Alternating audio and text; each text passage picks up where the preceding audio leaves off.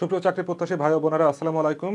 ব্ল্যাকবোর্ডের তরফ থেকে প্রাইমারি সহকারী শিক্ষক নিয়োগ পরীক্ষা 2024-এর তৃতীয় ধাপের গণিত অংশের প্রশ্ন সমাধান নিয়ে চলে আসলাম। আমি নাসিমুল হক। কথা বাড়াবো না, সরাসরি আমরা গণিত অংশের সমাধানে চলে যাব। তৃতীয় ধাপে যে কয়টি গণিত এসেছিল আমরা দেখি। এখানে যদি আমরা প্রথম প্রশ্নটা দেখি, প্রথম প্রশ্ন ছিল একটি গাড়ির চাকা যদি মিনিটে 90 বার ঘোরে তাহলে 1 সেকেন্ডে চাকাটি কত ডিগ্রি ঘুরবে। এখন আমাদেরকে যে জিনিসটা মাথায় রাখতে হবে সেটা হচ্ছে একটা গাড়ির চাকা হচ্ছে বৃত্তাকার, একটা গাড়ির চাকা হচ্ছে বৃত্তাকার।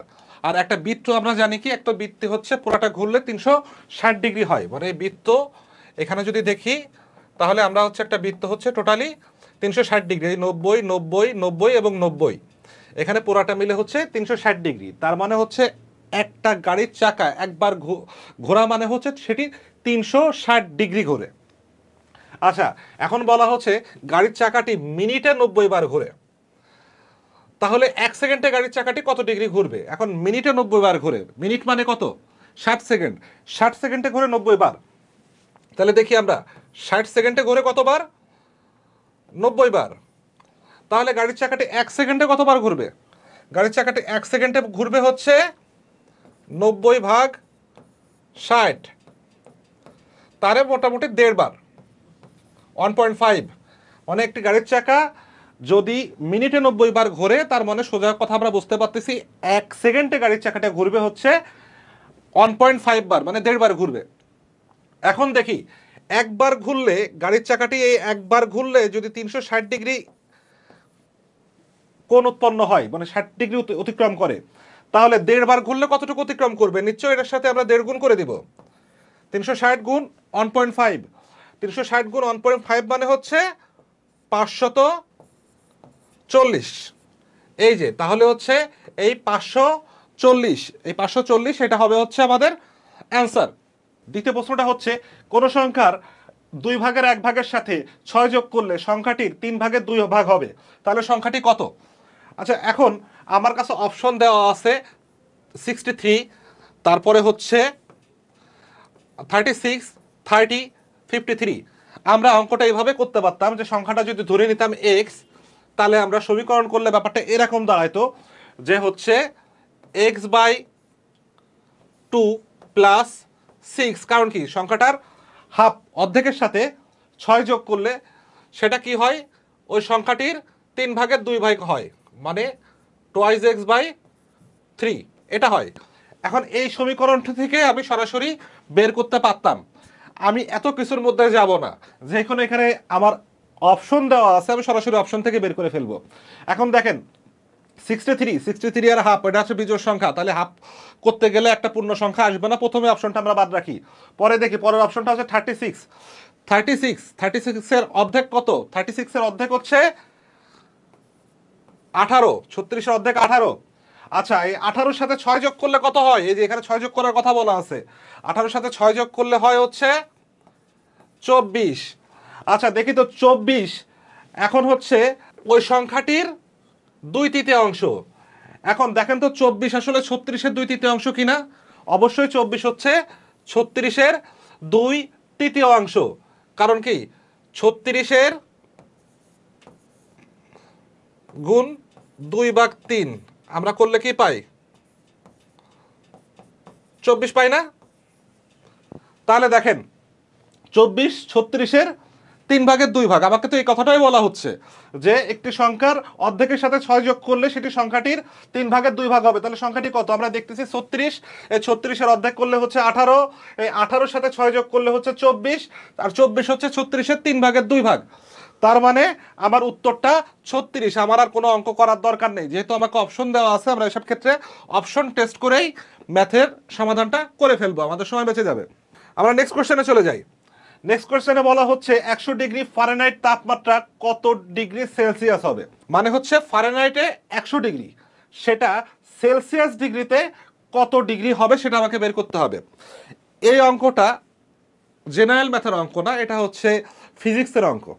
এটা হচ্ছে যারা সাধারণত 9-10-এ যাদের সায়েন্স ছিল তারা এই ধরনের অঙ্কের সাথে খুব ভালো মতো পরিচিত। এমনকি বিসিএস এর প্রিলিমিনারিতে এই ধরনের প্রশ্ন এসেছে এর আগে। এখন এই অঙ্কটা করার জন্য আমরা নর্মাল কোনো কিছু না, আমাদের একটা সূত্র জানতেই হবে, অন্য কোনো উপায়ে অঙ্কটা করা যাবে না। সে সূত্রটা হচ্ছে ফারেনহাইট স্কেল থেকে সেলসিয়াস স্কেলে কনভার্সন বা সেলসিয়াস স্কেল থেকে ফারেনহাইট স্কেলে কনভার্সনের জন্য যে সূত্রটা ব্যবহার করা হয় সেটা হচ্ছে C/5 = F - 32/9।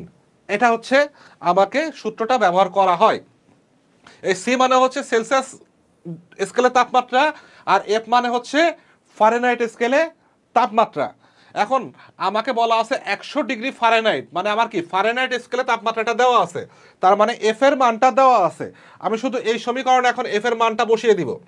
দেখুন C/5 = এফ মানে হচ্ছে 100 - 32/9। এখন আমি যদি ইসে দেখি তাহলে C/5 = 68/9, বা আমরা কি পাবো C = 68 × 5/9। এটা হচ্ছে আমাদের অ্যান্সার। এটা যদি আমরা ক্যালকুলেটরে করি বা গুণ করে করি, আমরা সেটা এখানে দেখব যে 37.77 সামথিং এভাবে আসে। সেজন্য এটা কাছাকাছি যেহেতু 37.87, আমরা অ্যান্সার নিব 37.87। এটা হবে হচ্ছে আমাদের অ্যান্সার।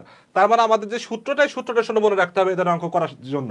C/5 = F - 32/9। আচ্ছা, নেক্সট কোশ্চেন আমরা দেখতে পাচ্ছি একটি সংখ্যার লসাগু 84 এবং গসাগু হচ্ছে 14। একটি সংখ্যা অপর সংখ্যার 2/3 হলে ছোট সংখ্যাটি কত? আগে আমরা সংখ্যা দুটো বের করি, ধরে নিই আর কি। আচ্ছা, একটি সংখ্যা অপর সংখ্যার 2/3, তার মানে বড় সংখ্যাটা যদি 3 হয় তাহলে অবশ্যই ছোট সংখ্যাটা হবে 2, কারণ 2/3, 2 হচ্ছে 3-এর 2/3। তার মানে আমরা যদি ধরে নিই যে বড় সংখ্যাটা হচ্ছে 3x, তাহলে ছোট সংখ্যাটা কত হবে? 2x। এখন এই দুটাকে যদি আমরা গুণ করি, 3x গুণ 2x, এটা সমান সমান কত হবে? সমান সমান হবে, আমরা জানি সংখ্যা যে কোনো দুটো সংখ্যার গুণফল সমান সমান ওই দুটো সংখ্যার লসাগু এবং গসাগুর গুণফলের সমান। মানে কি লসাগু গুণ গসাগু সমান সমান সংখ্যাদ্বয়ের গুণফল, এই ফর্মুলা তো আমরা জানি। তাহলে এটা হচ্ছে সংখ্যাদ্বয়ের গুণফল। এটা সমান কার সমান হবে? এই লসাগু এবং গসাগুর গুণফলের সমান হবে। এখানে লসাগু 84, তাহলে 84 গুণ হচ্ছে 14। তাহলে 3x আর 2x গুণ করলে হবে 6x² = 84 গুণ 14। তাহলে x² সমান সমান 84 গুণ 14/6, তাহলে 14। তার মানে কি x² সমান সমান 14²। তার মানে x সমান সমান হচ্ছে 14। আমাকে প্রশ্নটা করছে কি ছোট সংখ্যাটি কত। এখন দেখেন বড় সংখ্যা আমরা ধরে নিয়েছিলাম 3x, আর ছোট সংখ্যা হচ্ছে 2x। x সমান সমান আমরা পাচ্ছি 14, তাহলে কি ছোট সংখ্যাটা কত? 14 গুণ 2, মানে যেহেতু 2x = ছোট সংখ্যা, তাহলে 28। তার মানে এই 28 হচ্ছে আমার রাইট অ্যান্সার। আচ্ছা, এরপরে বলা হচ্ছে 16 কোটির 1% সমান সমান কত? আমরা সরাসরি 16 কোটিটাকে সংখ্যায় লিখে ফেলি। 16 কোটি মানে হচ্ছে এই যে 16 দিয়ে তার পিঠে 7টা শূন্য, 1 2 3 4 5 6 7, এই যে একক দশক শতক সহস্র অযুত লক্ষ নিযুত কোটি, এটা হচ্ছে 16 কোটি। আচ্ছা, 16 কোটির 1%, 1% মানে কত? 100 এর 1%, 1% মানে কত? 100 এর মধ্যে 1। তার মধ্যে দেখেন তো দুটা শূন্য বাদ যাচ্ছে না।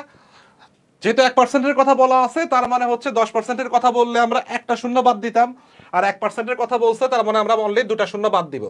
তার মানে যদি আমরা এখানে দুটা শূন্য বাদ দিই তাহলে ফলাফল কি আসতেছে দেখেন, 16-র পিঠে 5টা শূন্য, তার মানে হচ্ছে এই যে 16 লক্ষ।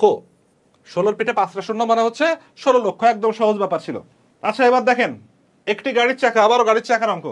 একটি গাড়ির চাকা 30 মিনিটে 2000 বার ঘুরবে, তাহলে 10 কিলোমিটার পথ অতিক্রম করে। মানে একটি গাড়ির চাকা 30 মিনিটে 2000 বার ঘুরে 10 কিলোমিটার পথ অতিক্রম করে। চাকার পরিধি কত নির্ণয় আমাদের করতে হবে। এখন একটা চাকার পরিধি মানে কি? চাকার পরিধি মানে হচ্ছে এটা যদি চাকা হয় তাহলে এই পুরোটা হচ্ছে এই পরিধি কত হবে সেটা আমাকে নির্ণয় করতে হবে। আচ্ছা, আমরা কি জানি একটি চাকা একবার ঘুরলে সেটি তার পরিধির সমান পথ অতিক্রম করে। এখন এইখানে চাকাটা 2000 বার ঘুরতেছে, এখানে চাকাটা ঘুরতেছে 2000 বার। আচ্ছা, 2000 বার ঘুরে 10 কিলোমিটার পথ অতিক্রম করতেছে। আমাকে পরিধি নির্ণয় করতে হবে। সেখানে কি আসলে 30 মিনিটের কোনো ফাংশন আছে? কত মিনিটে ঘুরলো এটা ডাজন্ট ম্যাটার। কত মিনিটে ঘুরলো এটা ম্যাটার হইতো তখন যখন আমাকে ডিগ্রিতে নির্ণয় করতে হইতো। যেহেতু এখানে ডিগ্রি নির্ণয়ের কোনো ফাংশন নাই, এখানে মিটারে আছে ফাংশন, তাহলে আমার এই 30 মিনিটের কোনো ফাংশন আমার ম্যাথের মধ্যে নাই, সেটা বুঝে নিতে হবে। আচ্ছা, তার মানে আমার ফাংশন হচ্ছে 2000 নিয়ে আর এই 10 কিলোমিটার নিয়ে। তাহলে দেখেন 2000 বার ঘুরে যাচ্ছে হচ্ছে 10 কিলোমিটার, এই 2000 বার ঘুরে যাচ্ছে হচ্ছে 10 কিলোমিটার। 10 কিলোমিটার মানে কত মিটার? 10 কিলোমিটার মানে 10,000 মিটার, তাই তো? যেহেতু 1000 মিটার সমান সমান 1 কিলোমিটার, তার মানে হচ্ছে 10 কিলোমিটার সমান সমান 10,000 মিটার। এখন এই 10,000 মিটার যাচ্ছে কতবার ঘুরে? 2000 বার ঘুরে। তাহলে একবার ঘুরলে এটা কত মিটার যাবে? একবার ঘুরলে অবশ্যই সেটা 10,000 ভাগ হচ্ছে 2000।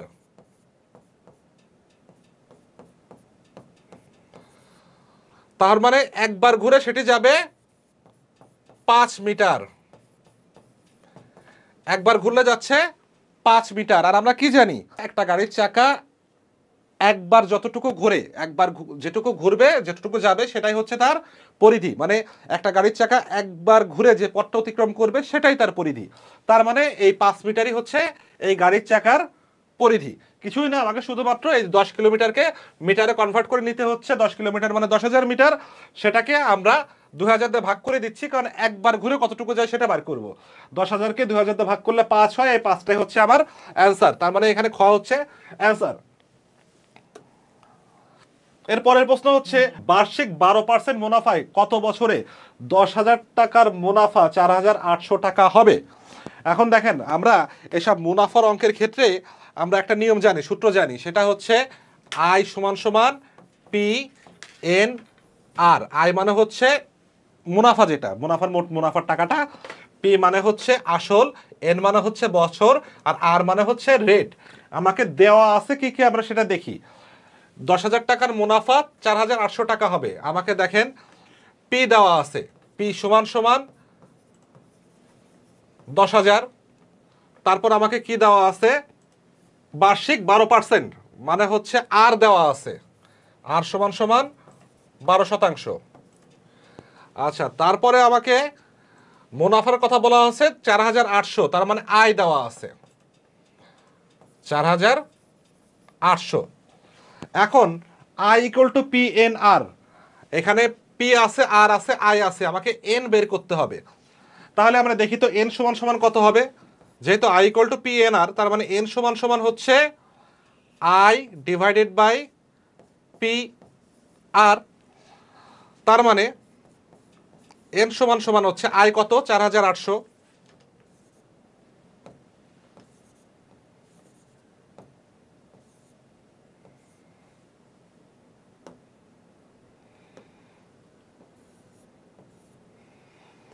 আচ্ছা, ডিভাইডেড বাই পি হচ্ছে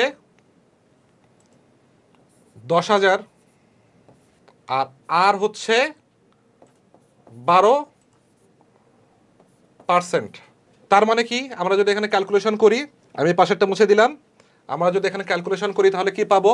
4,800 ডিভাইডেড বাই 10,000 গুণ 12 ভাগ 100। তার মানে হচ্ছে 100টা এখন উপরে চলে যাবে, 4,800 আর 100 উপরে গেলে আরো দুটা শূন্য, ডিভাইডেড বাই 10,000 গুণ 12। তাহলে এই যে চারটা শূন্য চারটা শূন্য কেটে দিয়ে আগে, আর 12কে 48কে 12 দিয়ে ভাগ করলে 4। তার মানে কি 4 বছর এন সমান সমান কত বেরোচ্ছে? এই এন এর মান কত বেরোলো এখানে, যে এন এর মান বেরোলো 4 বছর। তার আবার উত্তর হবে কত? 4 বছর। মানে I equal to P N R, এই ফর্মুলাটা মনে রাখলেই আমরা এটার সমাধান করতে পারবো। আচ্ছা, এবার 125 সংখ্যাকে কত দ্বারা গুণ করলে সংখ্যাটি পূর্ণবর্গ সংখ্যা হবে? এখন দেখেন 125 আমরা খুব সহজে একটা জিনিস করি। 125 এটা মানে কি 5 গুণ 5 গুণ 5, এটা তো আমরা জানি নাকি, কারণ 5 কিউব ইকুয়াল টু 125 হয়। এখন বলছে পূর্ণবর্গ সংখ্যা, এটা হচ্ছে পূর্ণ ঘন সংখ্যা, যেহেতু 3টা 5 আছে। বর্গ সংখ্যা হইতে গেলে অবশ্যই জোড় সংখ্যক 5 থাকতে হবে, মানে জোড়ায় জোড়ায় থাকতে হবে। যেমন 25 হইলে 5 গুণ 5 25, এটা বর্গ সংখ্যা হইতো। কিন্তু আর একটা 5 মানে বেজোড় সংখ্যা হয়েছে, এবার ঘন সংখ্যা হয়ে গেছে। এবার যদি আমাকে যেহেতু বর্গ মানে জোড়ায় জোড়ায় হইতে হবে, দেখেন তো আর একটা 5 গুণ করে দিলে এটা কি জোড়ায় জোড়ায় হয়ে যাচ্ছে না? হয়ে যাচ্ছে তো, মানে 5 গুণ 5 গুণ 5 গুণ 5 মানে 5 to the power 4 equal two 625 হয়। 625 এর বর্গমূল বের করলে হয় হচ্ছে 25। তার মানে এই 125কে আমরা যদি 5 দ্বারা গুণ করি তাহলে হচ্ছে সংখ্যাটি পূর্ণ বর্গ সংখ্যা হয়ে যাবে। ক্লিয়ার? আবার ওই যে পাশের কিউবের মতোই আসতেছে, ব্যাপার বলা হচ্ছে a ইনভার্স 3 কিউব না, কিন্তু এটা ইনভার্স আছে, ইকুয়াল টু 0.2 হলে a টু দি পাওয়ার 12 এর মান কত? আমরা সরাসরি দেখি কি দেওয়া আছে। a ইনভার্স 3 ইকুয়াল টু 0.2 দেওয়া আছে। তাহলে a ইনভার্স 3 সমান সমান আমরা কি লিখতে পারি? 2 ডিভাইডেড বাই 10, কারণ এই যে দশমিকটা উঠে গেলে দশমিকের জন্য 1 আর ওই পাশে একটা সংখ্যা আছে 2, সেজন্য একটা শূন্য, তাহলে 2 ডিভাইডেড বাই 10। তার মানে আমরা কি a ইনভার্স 3 মানে কি 1 ডিভাইডেড বাই a কিউব সমান সমান কত? 1 ডিভাইডেড বাই 5, যদি 2 আর 10কে কাটি আমরা। তার মানে কি a কিউব সমান সমান কত? 5, যেহেতু 1 বাই a কিউব সমান সমান 1 বাই 5, তার মানে a কিউব সমান সমান 5। এখন আমাকে বলা হয়েছে হচ্ছে a টু দি পাওয়ার 12, দেখেন তো a কিউব মানে a টু দি পাওয়ার 3, এর সাথে কত গুণ করলে হচ্ছে a টু দি পাওয়ার 12 হবে? অবশ্যই 4 গুণ করলে a টু দি পাওয়ার 12 হবে। তাহলে a কিউব পাওয়ারের সাথে আবার তাকে to the power 4 equal to 5 to the power 4। তার মানে আমরা কি পাচ্ছি? a টু দি পাওয়ার 12 সমান সমান হচ্ছে 5 টু দি পাওয়ার 12 করলে আসবে হচ্ছে 625। তার মানে a টু দি পাওয়ার 12 সমান সমান 625, এটা হচ্ছে আমার answer. Next question, 9x plus 9x plus 9x সমান সমান কত? সরাসরি খুবই সহজ অঙ্ক। এখানে 9x plus 9x plus 9x, কয়টা 9x আছে? একটা, দুইটা, তিনটা, তার মানে 3 ইন্টু 9 পাওয়ার x। এখন 3 ইন্টু 3 পাওয়ার টোয়াইজ x লেখা যায় না? কারণ কি 9 মানে কি 3 এর স্কোয়ার, তাই তো? তাহলে হচ্ছে 3 ইন্টু 3 পাওয়ার টোয়াইজ x।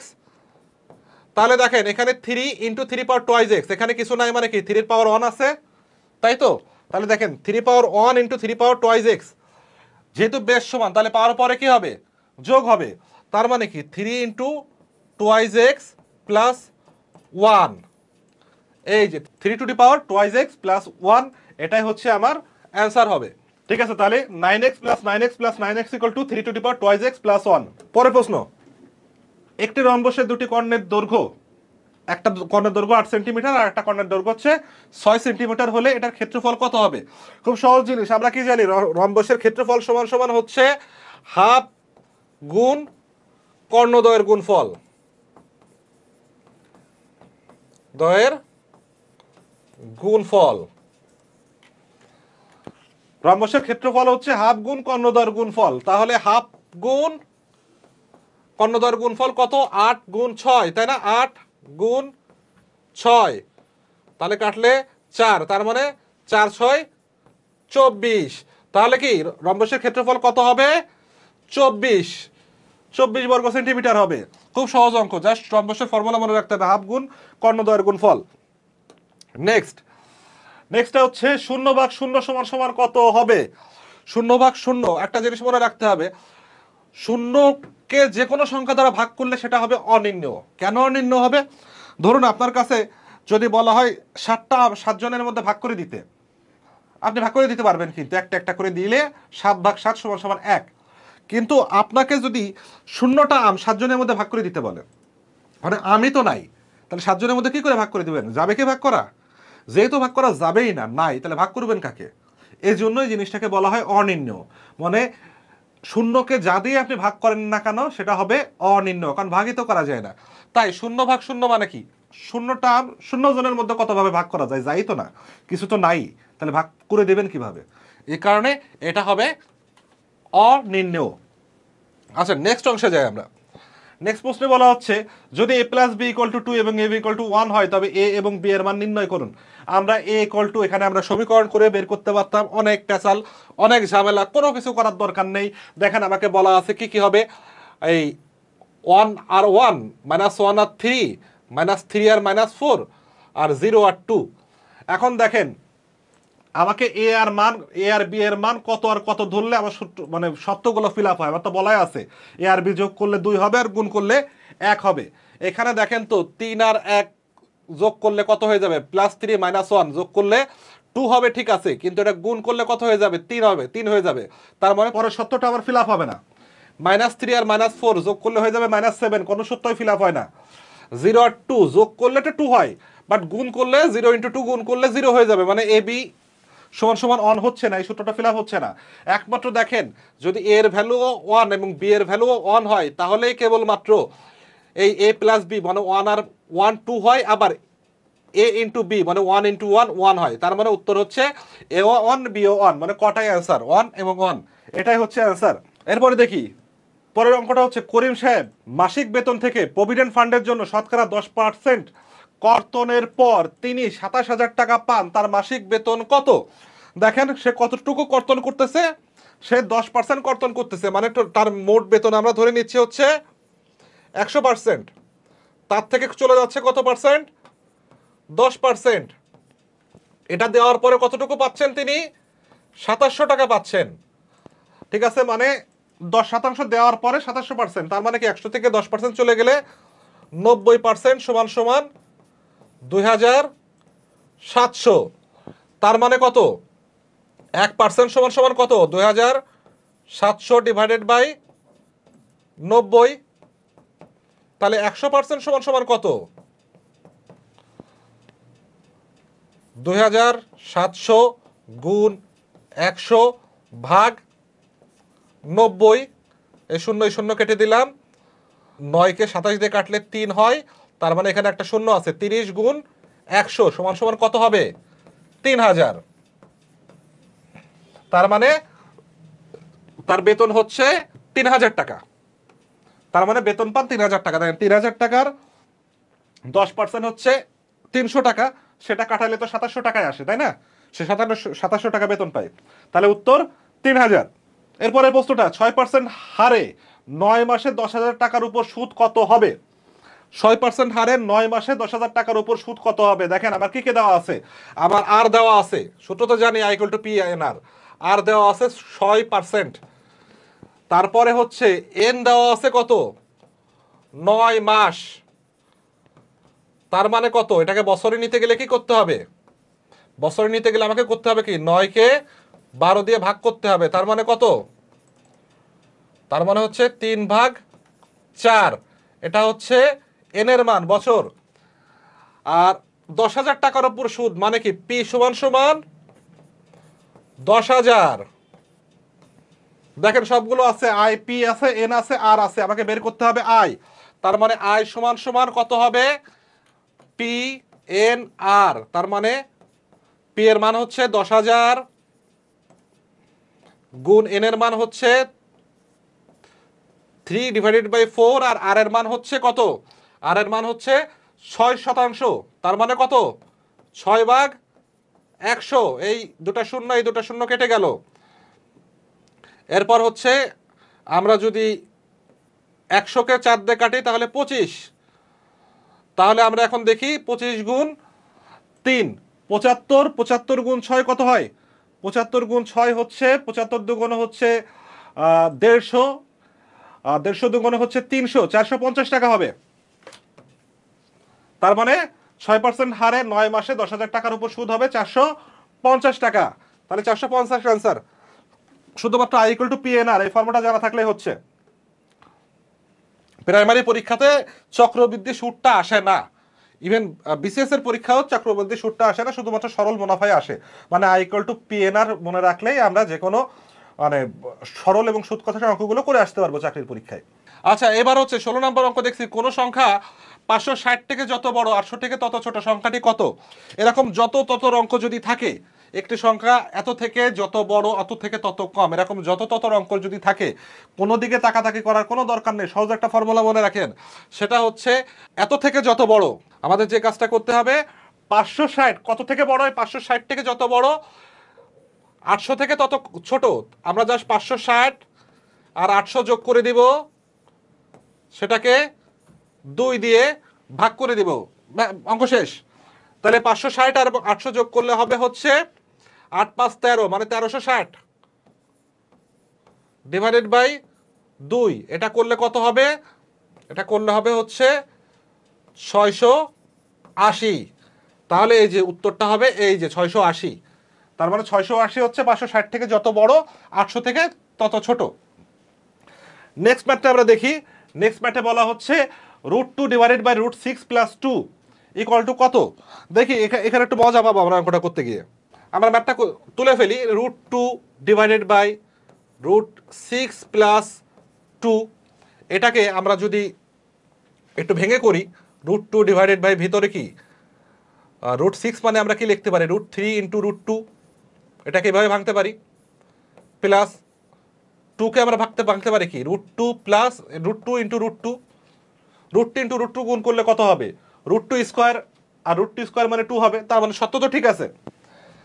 আচ্ছা, তারপরে হচ্ছে তাহলে আমরা কি করব? √2 ডিভাইডেড বাই, এখন দেখি তো আমরা এখানে কি করতে পারি, √2 কমন নিতে পারি। √2 কমন নিলে ভেতরে কি থাকবে? √3 প্লাস √2। তাহলে √2 যদি কেটে যায়, তাহলে আমার উত্তর আসতেছে 1/√3 প্লাস √2। দেখেন 1/√3 প্লাস √2 এখানে কোথাও আছে? এখানে কি কোথাও আছে 1/√3 প্লাস √2? নাই। তাহলে আমাকে এখন কি করতে হবে? এটাকে এই ফরম্যাটে নিতে হবে। এটাকে আমি এই ফরম্যাটে নেওয়ার জন্য কি কাজ করব? এটাকে আমরা এই ফরম্যাটে নেওয়ার জন্য আমরা কি পেয়েছি, এটুক করে এসে আমার অ্যান্সার পাচ্ছে হচ্ছে 1/√3 প্লাস √2। এটাকে আমি এই নর্মাল সরল ফরম্যাটে নেওয়ার জন্য যে কাজটা করব, উপরে নিচে দুই জায়গায় এর বিপরীত, যেহেতু এখানে প্লাস আছে, √3 প্লাস √2, আমরা উপরে নিচে দুই জায়গায় √3 মাইনাস √2 দিয়ে গুণ করে দিব। দেখি √3 minus √2 divided by √3 plus √2, √3 minus √2। দেখেন √3 মাইনাস √2 এবং √3 মাইনাস √2 কেটে যাচ্ছে, আগের ফরম্যাটেই থাকতেছে। আমরা কোনো কিছু কিন্তু চেঞ্জ করিনি, আসলে মানের কোনো পরিবর্তন হয়নি। এখন দেখেন উপরে কি √3 মাইনাস √2, আর নিচেই কি √3 স্কোয়ার মাইনাস √2 স্কোয়ার। তার মানে কি? তার মানে হচ্ছে √3 মাইনাস √2 ডিভাইডেড বাই 3 মাইনাস 2। এখন এই 3 মাইনাস 2 করলে কত হবে?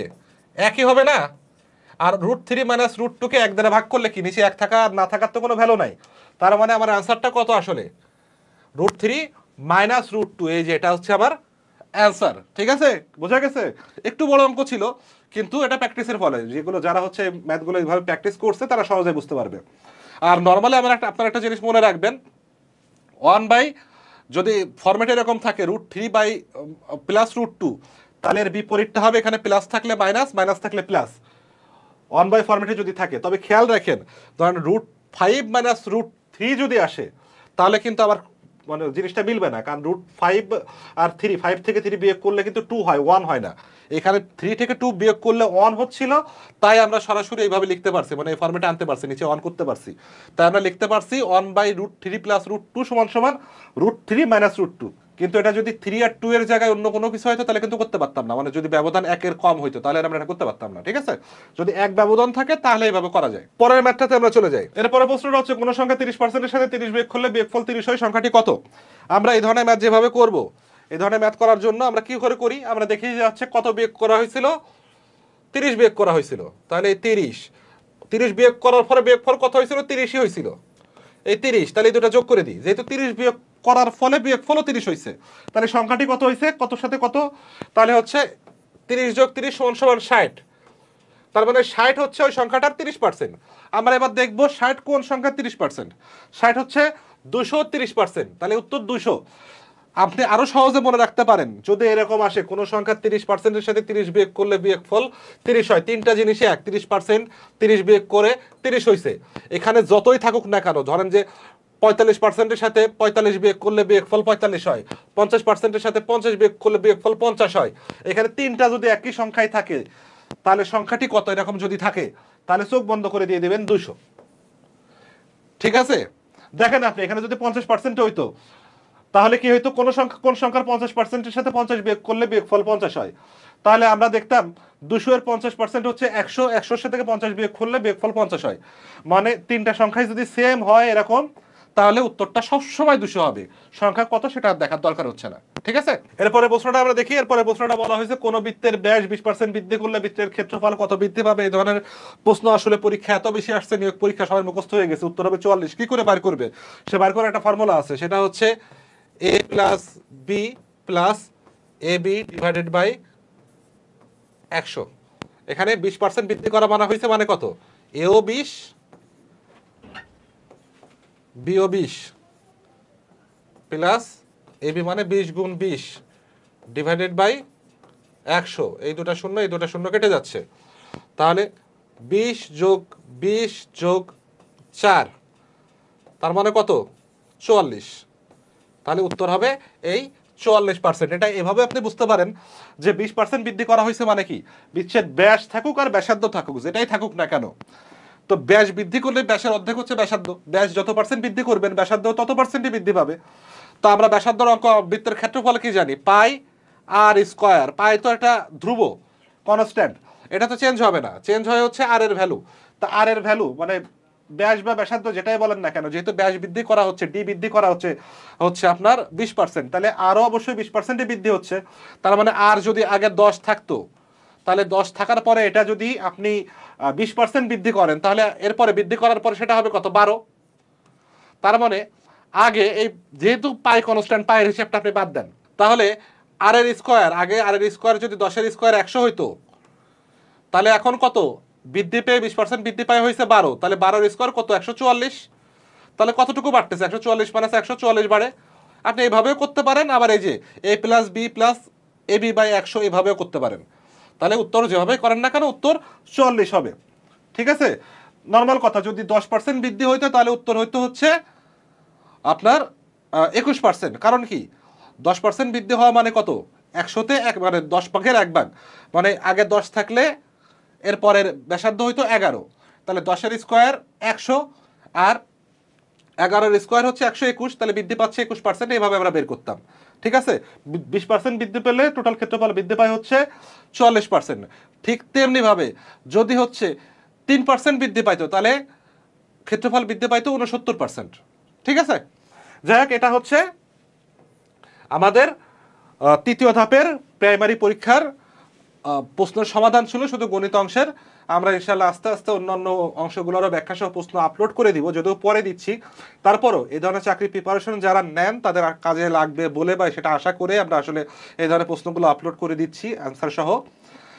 তো এই ধরনের সমাধান পেতে চাইলে অবশ্যই ব্ল্যাকবোর্ডের সাথে থাকবেন এবং আমাদের পেজটাকে ফলো করে আমাদেরকে উৎসাহ যোগাবেন। ধন্যবাদ সবাইকে।